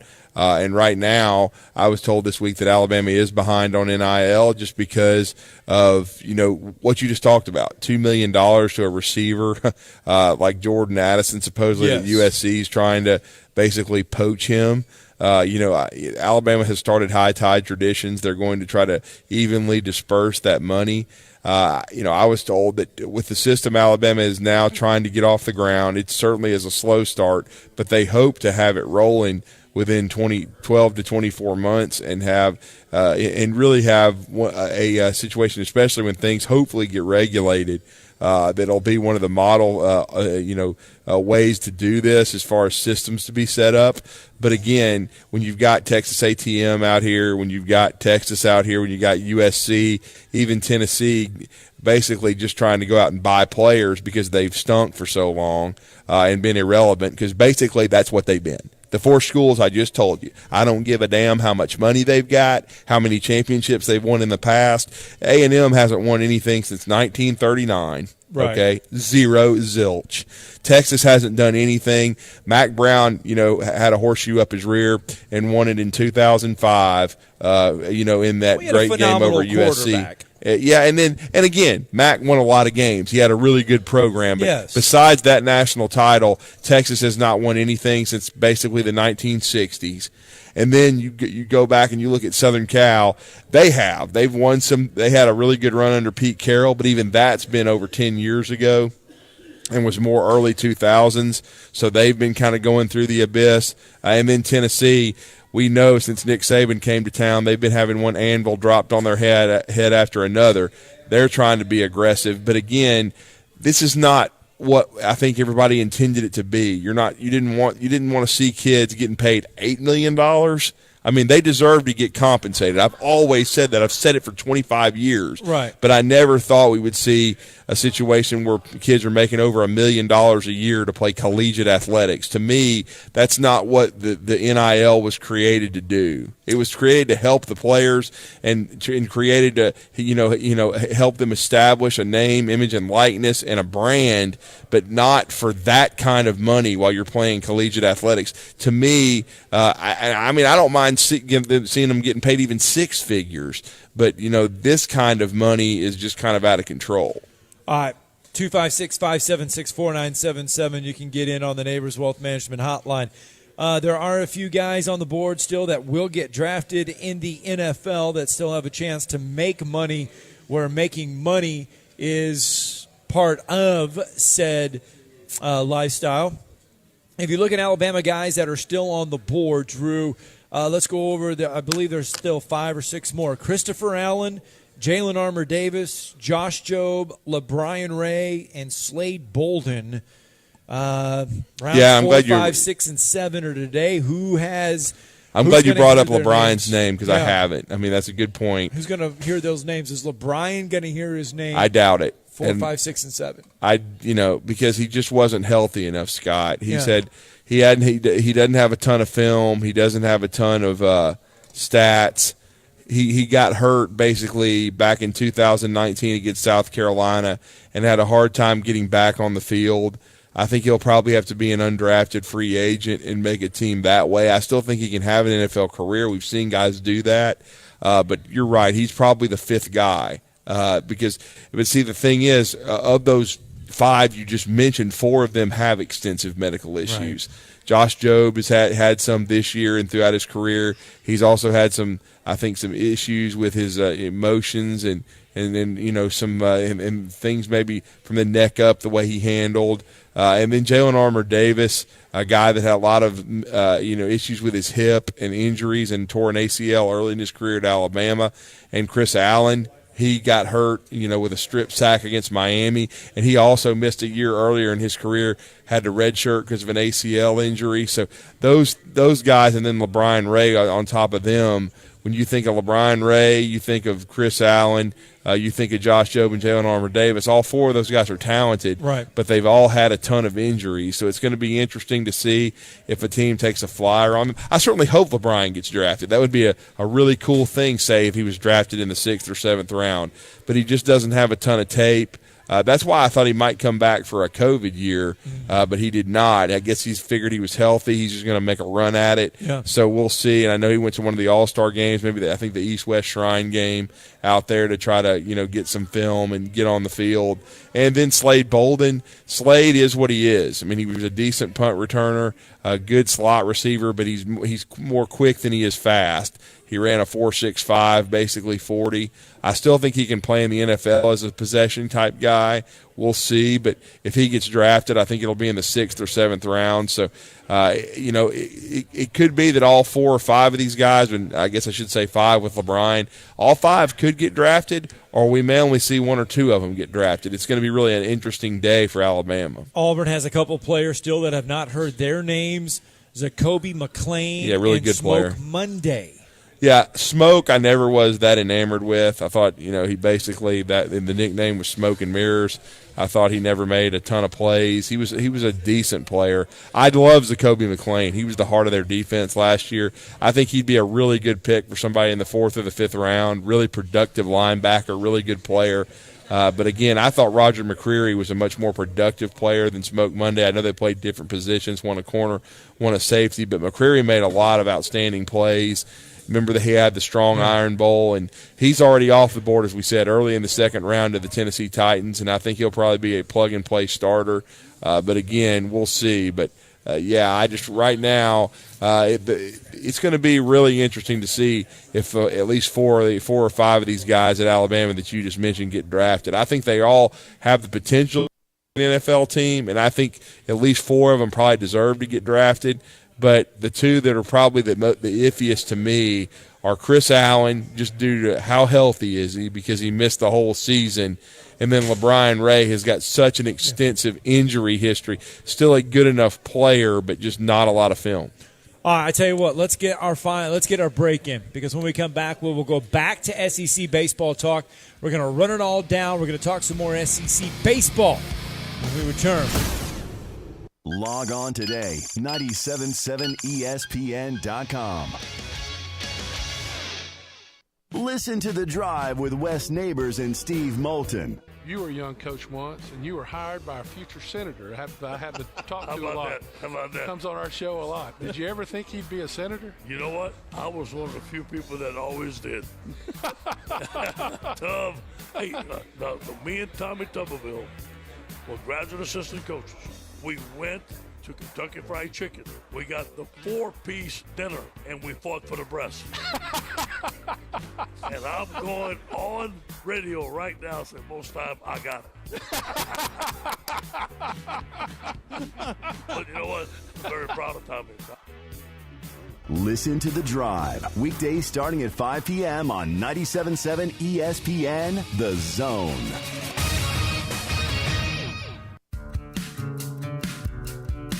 Did you know that your car, truck, or SUV may be worth over 30 or 40% more than it was last year? It's true. Bobby White back again for Woody Anderson Ford, and we'd love your trade-in for a personalized custom factory order on a 2022 Explorer, Expedition, Ranger, or F-150. You'll get exactly the color and options you want, and Woody Anderson Ford will save you 5% off MSRP, plus you'll get any additional Ford factory rebates. Or Or if you need a new ride today, choose a Ford Blue Advantage certified pre-owned vehicle. We have over 100 to choose from. Our Ford Gold certified or low mileage, gently used vehicles with great warranties. They've passed a 172-point inspection by certified technicians, come with our 24-hour roadside assistance, plus a full tank of gas and a fresh oil change. At Woody Anderson Ford, whether it's a new order or a pre-owned, we promise to always do the right thing. Corner of George and Sparkman, hope to see you soon. I'm attorney Gary Lackey. You know, you'll hear people say we're like a family, but here at the Lackey Law Firm, that's really true, not just a saying. I'm Justin Lackey. With my father and my sister, we have a special connection to each other. I'm Jennifer Lackey. At the Lackey Law Firm, when we take on your case, you become part of our family. You really do. And we'll always do whatever it takes to get everything you deserve. If you're injured, you worry about getting well, not about paperwork or insurance companies or figuring out how to get to your lawyer's office. I'll come to you. We worry about your case so you don't have to. When you've been injured, we know that your case is probably the biggest thing going on in your life. More important than almost anything else. And it's important to us too, for one simple reason. Family takes care of each other, and at the Lackey Law Firm, we'll take care of you. The Lackey Law Firm. The Lackey Law Family. 1-800-4-RIGHTS. No representation is made that the quality of the legal services to be performed is greater than the quality of legal services performed by other lawyers. Wash your hands, avoid sick people, and touching your face. There are everyday actions to help prevent the spread of respiratory diseases. Visit cdc.gov/COVID-19. Brought to you by the National Association of Broadcasters and this station. There are everyday actions to help prevent the spread of respiratory diseases. Wash your hands. Avoid close contact with people who are sick. Avoid touching your eyes, nose, and mouth. Stay home when you are sick. Cover your cough or sneeze. Clean and disinfect frequently touched objects with household cleaning spray. For more information, visit cdc.gov/COVID-19. This message brought to you by the National Association of Broadcasters and this station. Wash your hands, avoid sick people, and touching your face. There are everyday actions to help prevent the spread of respiratory diseases. Visit cdc.gov/COVID-19. Brought to you by the National Association of Broadcasters and this station. And welcome back, Talking Ball, 97.7 ESPN The Zone. Live from University Kia along University Drive, largest volume Kia dealer, number one volume Kia dealer, the number one Kia dealer in the state of Alabama. We could keep talking on about number ones. Speaking of number ones, the number one team in the country decided to wake up last night, and boy, oh boy, did they have a fun night at the plate as they got by Auburn in a big way last night in the opener of that series, 17-4, the final there. And, of course, we're talking SEC baseball.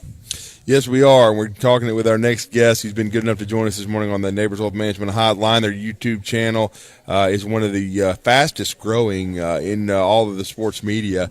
He and Blake Lovell do a great job with Southeastern14.com. Southeastern 14 covering the SEC, but especially bringing you a unique perspective when it comes to baseball and basketball. And they did a great job covering the SEC this year in hoops, even though it was a disappointing postseason run for the SEC. But still, they did an outstanding job, giving you unique analysis and opinions and takes. They're doing the same thing with SEC baseball, which we all agree, I think, has been an underutilized resource and has not probably been covered as extensively as it needs to be, and that's why Southeastern 14 is growing so rapidly. But Chris Lee has been good enough to join us.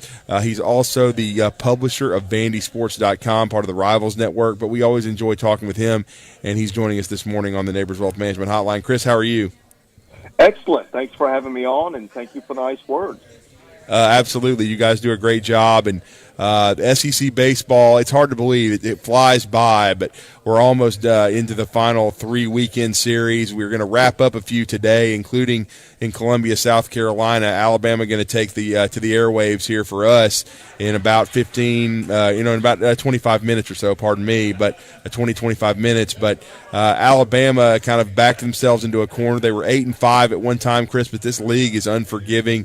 They are now 9-10 going into, or 9-11 going into today after that loss last night. 2 1 one-run losses to a struggling South Carolina team under Mark Kingston. But now South Carolina has gone up the standings a little bit. Now they are still facing an uphill climb to get to postseason, but Alabama putting themselves between a rock and a hard place because they have a very difficult schedule going forward the last 3 weekends.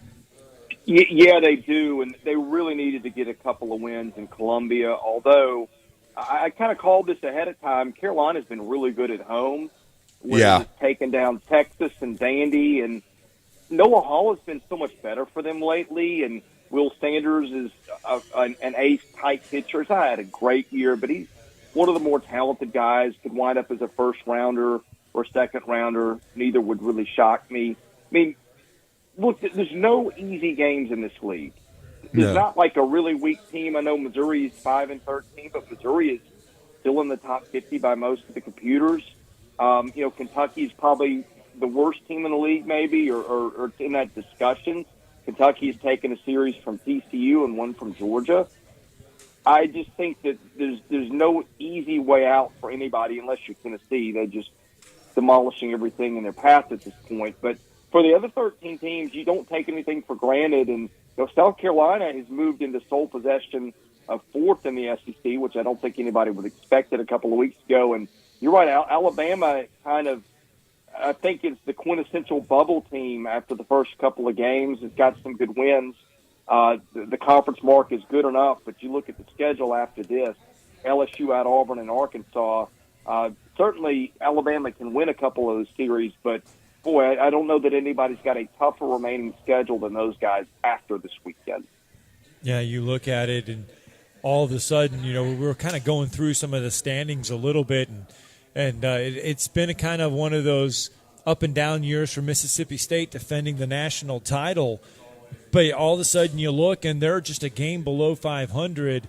They have Missouri this weekend. Before the weekend's over, Mississippi State could be right there in the middle of the SEC West, starting to figure some things out. Yeah, the thing with Mississippi State will just be that RPI, which I don't really understand. It seems like whatever they do, it doesn't move much out of the 70s or the 80s. They're only at 75 after winning at Missouri last night. Missouri's a top 50 RPI team, barely, and it's probably not going to stay that way. But State's got a couple of strong, durable pitchers, which a lot of teams in this league don't have. That lineup is solid top to bottom. The schedule for State is not going to be easy, and maybe that's where the RPI comes in. Florida, A&M, and Tennessee, 3 top 20 RPI teams to finish with, and so State can maybe get another win at Missouri and then maybe, go 4-5 the rest of the way. I think the resume might be good enough to get them in if the RPI is, and that'll be the thing we'll watch. Yeah, and this year it's going to be interesting, Chris, because there's a lot of competition to get those 12 spots in the SEC tournament. How strong is the league looking overall as far as number of bids right now? I think it's an 8 or 9 bid league. I lean towards 9. Right. Tennessee, Arkansas, there for sure. Tennessee would have to just, I don't even know what Tennessee could do to lose the number 1 overall seed at this point. So I think, although, losing another game to Ole Miss and national seed could be in jeopardy for the time being. The RPI is not that hot for them. The strength of schedule, I think Arkansas has played the easiest schedule in the league.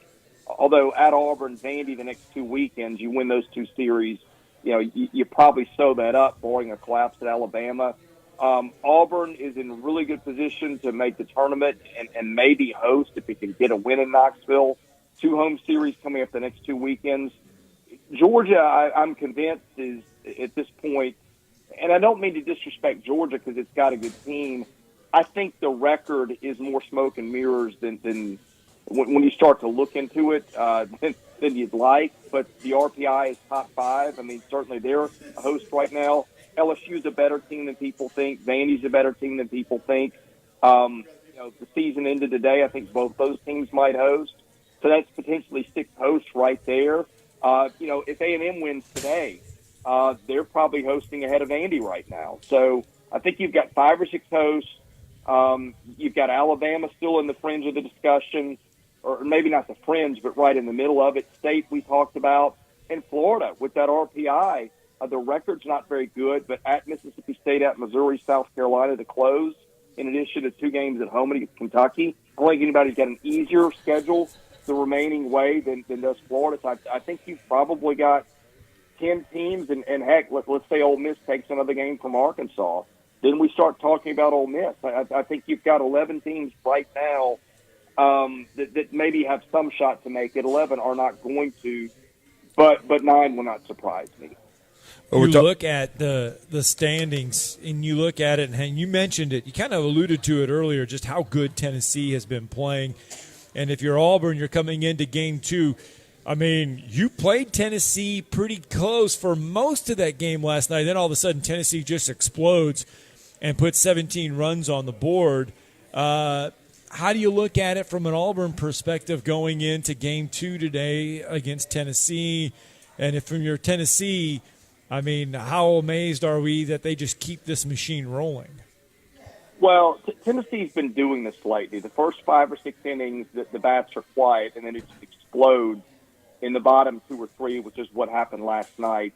The thing that I think I'm watching there, and I think you heard Butch Thompson allude to it last night, was what they do with Jacob Gonzalez. You know, if Auburn were to get an early lead, maybe they bring him in and just try to get a game. That really screws you up for Game 3 on Sunday, where he's just been brilliant in that spot.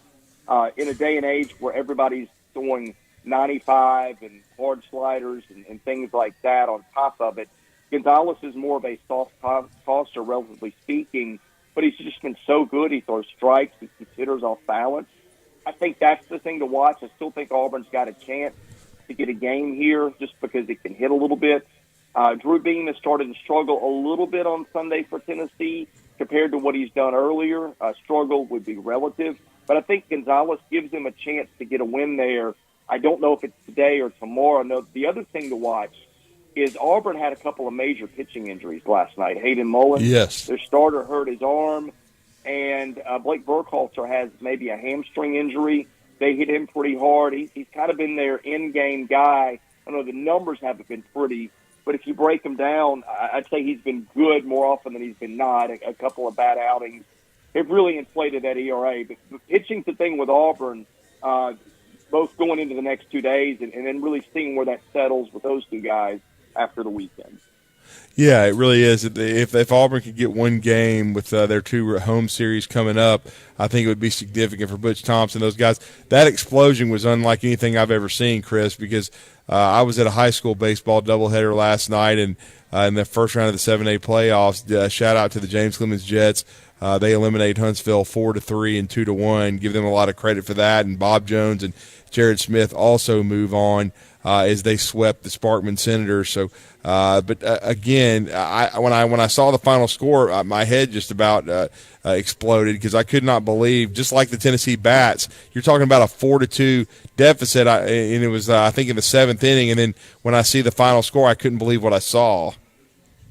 Yeah, Auburn had just hit a 3-run home run by Blake Ramblin to go up 4-2. Tennessee had a homer earlier in the game, but Tennessee hit 5 home runs in the 7th and 8th, which is just unbelievable. And I think at some point Auburn probably just waved the white flag, and that contributed a little bit. But I don't think I've seen anything like the power explosion out of them since the 09-10 years, and I think it might even surpass that. Yeah, Tennessee is just right now a juggernaut, running away with this league. But a team that we haven't really talked about during our segment, though, that's a hot team. Now Vanderbilt cooled them off a little bit last night, but Texas A&M has been playing much better. Yeah, A&M has looked really good. I didn't know what to think of A&M, and then it goes to LSU and wins 2 of the first 3 to start its season, and you're thinking, okay. Just took them a little while under Jim Schlossnagle to get used to things. And then they lose series to Auburn and Alabama, and you're going, okay, maybe that's a fluke. Well, they've won the last series, and they're 1-1 with Vandy. They've been so good on Friday nights with Nathan Detmer, who just shut Vanderbilt down, and the Commodores just really hit Micah Dallas. often and early last night. But, yeah, I mean, Dylan Rock has been maybe the best hitter in league play. He's been tremendous. Jack Moss has been good. That is a big physical lineup. They didn't field very well last night. And I'm a little worried about A&M's pitching heading into Sunday. A&M really went with their two top guys to get that game one win. I don't know what they've got left. Vandy will throw Bryce Cunningham today. He's a little bit more of an off-speed guy to keep the team off balance. And maybe more of an opener than a starter, although he went 6 against Florida 2 weeks ago. I think pitching is the thing to watch today. Vanderbilt's got more of it, I think, left in the tank than does A&M. But those guys, like you said, have really hit the ball well lately. And depending on which way the wind blows at Hawkins Field, because sometimes it's not a home run park, but the wind can blow at the center. That can blow a couple fly balls and change a game quickly. I think today's game will be very interesting. Vanderbilt in good shape to host a regional? If Vanderbilt can finish off the series today, I think it's got to be a host leaving the weekend. The problem with Vandy, I think that's a really good team. I think it absolutely deserves to be ranked, even if it's not. There's difference between, and you hear this in basketball a lot, between how good are you and what's your resume. Vanderbilt's a really good team. It's top 5 by most of the computers. I think the RPI's got them 6. I think they're that good because of their pitching. They're number 2 in the country in run prevention behind Tennessee. But Vanderbilt's got a quality wins problem. It really has not done much in terms of weekend series. I guess their best weekend series win is Florida, which has got work to do to make the tournament. Now, beating A&M today starts to take care of that, and then opportunities at Georgia, at Arkansas, and LSU at home. So those opportunities are there. The Vandy's got exams this week and next, and that can be tough on players. But I think Vandy is absolutely good enough. If you're asking me, are they good enough to host, I would say I think in terms of quality, they're a national seed. But you got to win the games against the teams that count. Vanderbilt has not done a good job of that, and their work is cut out for them going forward. Yeah, it's going to be interesting because Alabama's in a must-win mode today, and again in about 15 minutes or so, we will be joining the Crimson Tide Sports Network with Chris Stewart and Roger Hoover on the call. Alabama needs to get a win. For the Crimson Tide, they only are 25-19 overall, Chris, and they're 9-11 in the SEC. What is the magic number in your mind, at least going into Hoover, if they can get there, for them to feel good about making a regional? Let's see. You said they've got 9 right now. I mean, if you get to 14 with that schedule, that's usually good enough. So get a win at Carolina today, that's 10. If you can go 4-5 down the stretch, and 2 of them are at home.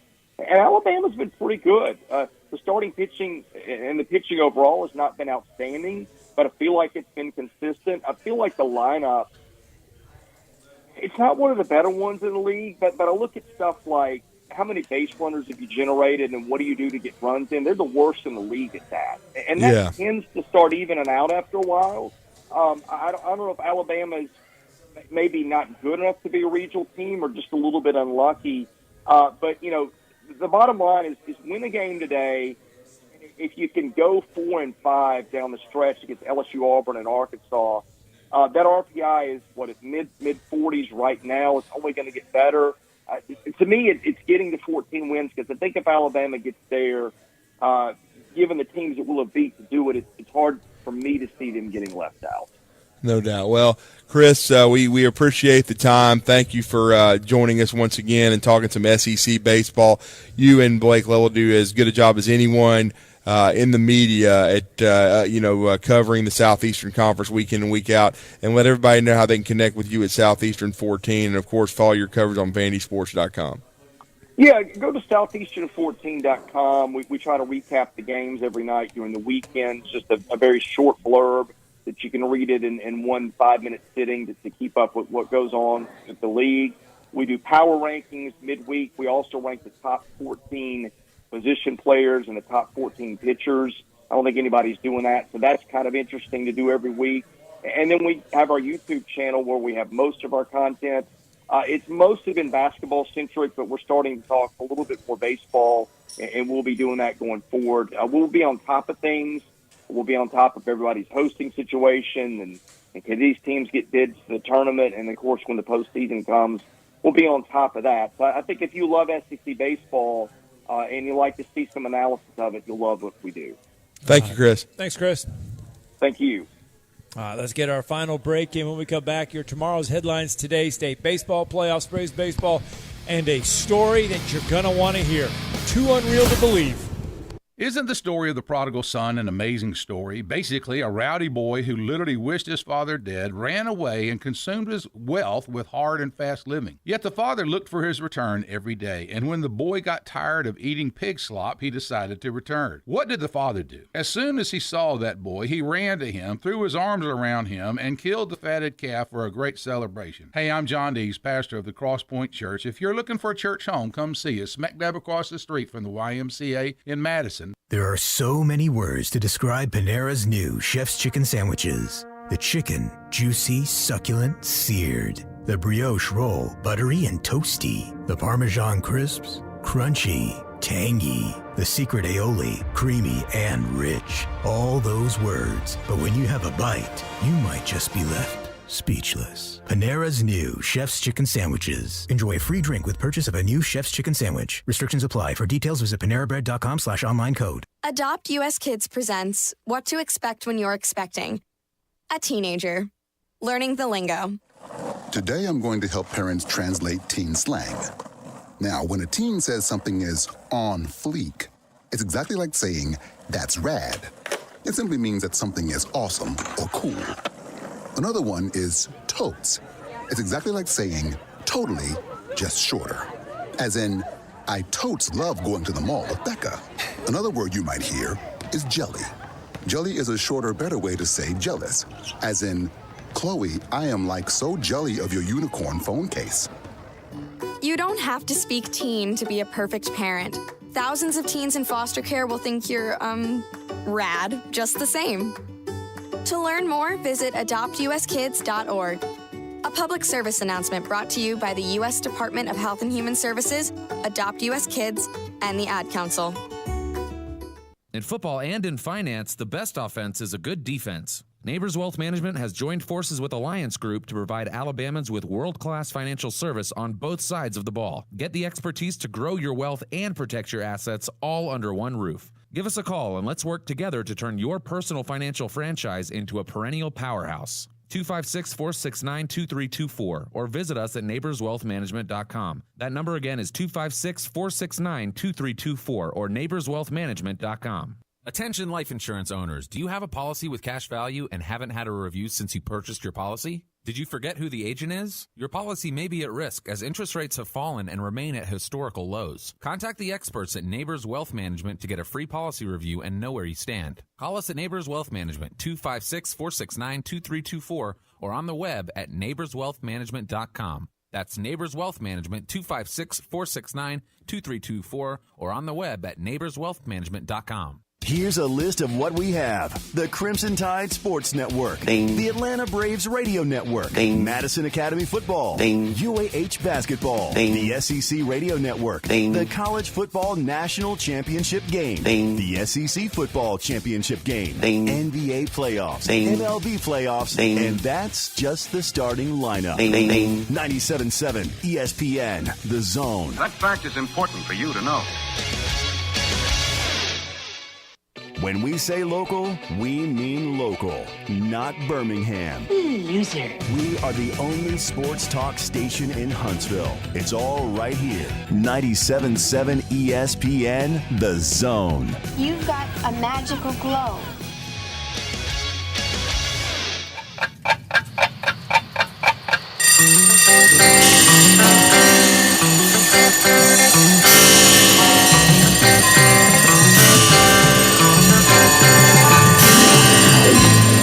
It's time for tomorrow's headlines today with Scott Theisen and Drew DeArmond on 97.7 ESPN The Zone.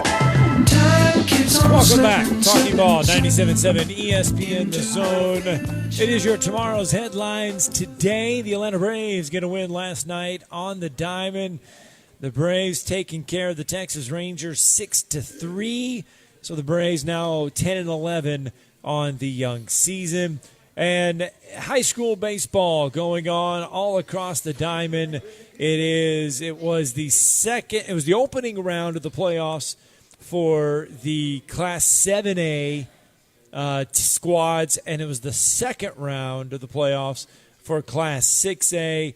In Class 7A, James Clemens wins their series 2-0 against Huntsville. Bob Jones wins theirs 2-0 against Sparkman. In Class 6A, Hazel Green gets by Oxford 2-0. Buckhorn wins their series 2-0.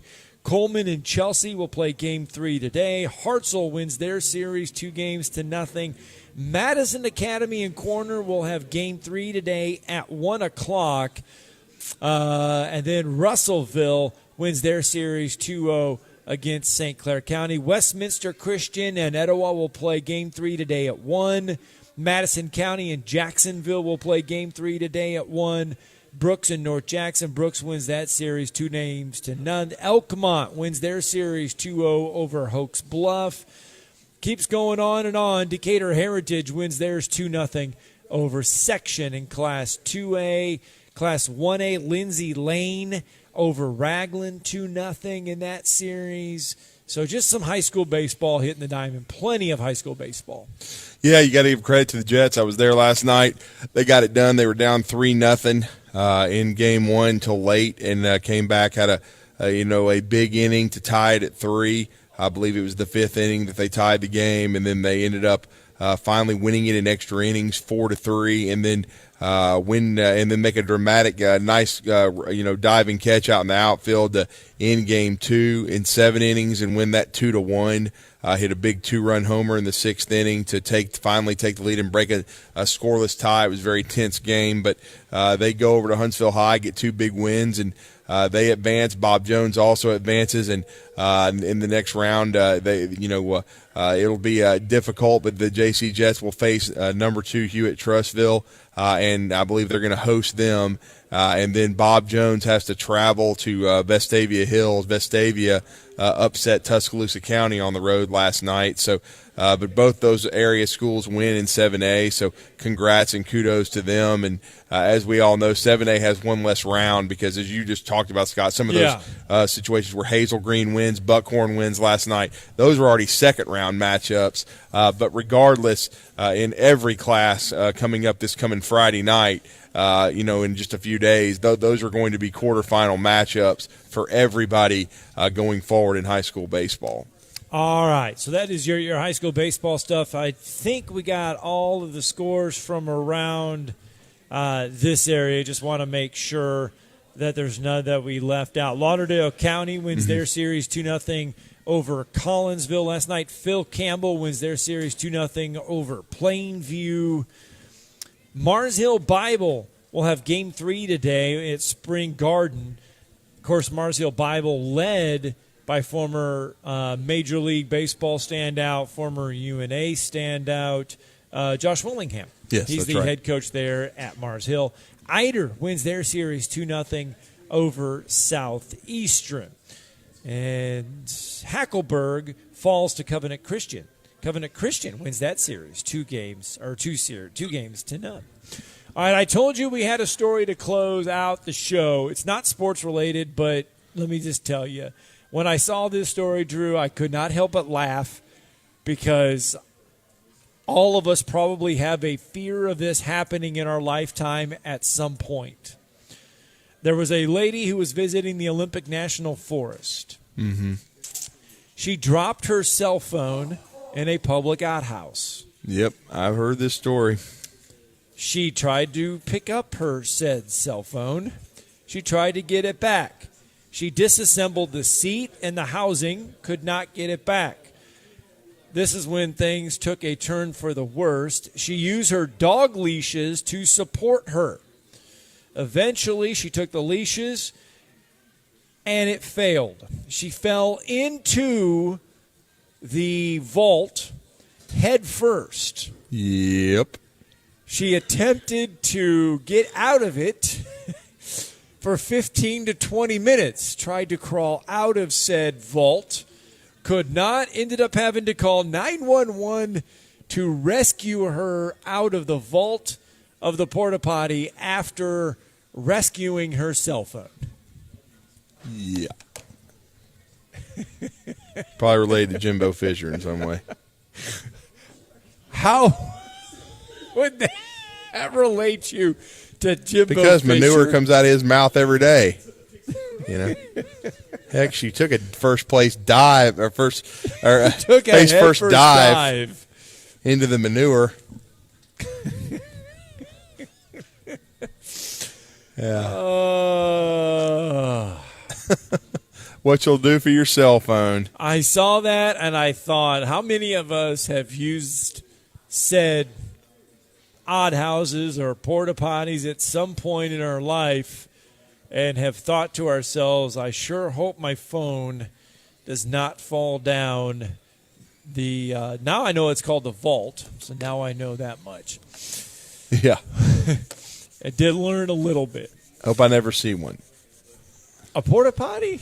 No. I'm just saying with what happened to that lady. Yes, I hope. I mean, I will. They can have my phone. That's why you get insurance. I was just going to say, at some point, what do you just say? Insurance is going to cover this. I'm not going to try to fish said cell phone out of stuff. All right, Huntsville Championship Round 3 is underway at the Ledges at this time. Again, our leaders do not tee off until 12:37. That'll be Eric Barnes and Harrison Endicott. Tee times are going off right now. It is 10:52. So the next group to tee off will be Harry Hall and Shed Tootin. They'll go off at 10:58. And then Jonathan Brightwell and MJ Doffey will go off at 11:09. There are tee times going off every 11 minutes at the Ledges. And again, the final tee time will be Eric Barnes and Harrison Endicott at 12:37. And Rob Clark and all those guys are going to be watching the weather closely today. Yes. They might have extra golf today, or potentially we could even see some on Monday. Hopefully the weather will clear up on Sunday. It's looking good right now. So if you're headed up to the Ledges, enjoy a beautiful weather. It says 75 on my watch here. Remember, it's about 9 degrees cooler up there. And windy. So dress accordingly. Play the horns. Headed up to the Ledges. Yes. Falcon Crest. We are out of the servants' quarters. We have graduated. We are no longer in the servants' quarters there at Falcon Crest. Anyway, it was a good time there. Great time here at University Kia. Loved our 2 hours. Time flew right by. Yeah, thanks to Chris Lee. Thanks, of course, to all our guests. And we appreciate Smokey Mike back at the ranch. Again, John Frary as well. Enjoy the NFL draft also. See you guys on Monday. If you're ready to lower your utility bills, it's time to call Eagle Insulation. Eagle can handle it all. Attic re-insulation, insulation removal, wall insulation, and new construction insulation, commercial and residential. Our primary goal is to save you money, and lots of it. Typical clients realize their return on investment within 3 to 6 months. That means the re-insulation actually pays for itself and then some. See if we can help you. Contact Eagle Insulation today, 256-755-1556, or log on insulatewitheagle.com. Ann Adams with Berkshire Hathaway Rise Real Estate is the one name to know if you're buying or selling real estate. With years of local experience, Ann Adams offers buyers in-depth knowledge of the local housing market and will narrow available properties down to those you'll be interested in so you can save time when shopping for your new home. If you're ready to sell, Ann offers a seamless process using accurate pricing and expert negotiation skills to make sure you get a fair price for your home. Call Ann Adams today at 256-337-2625 or log on bhhsriserealestate.com.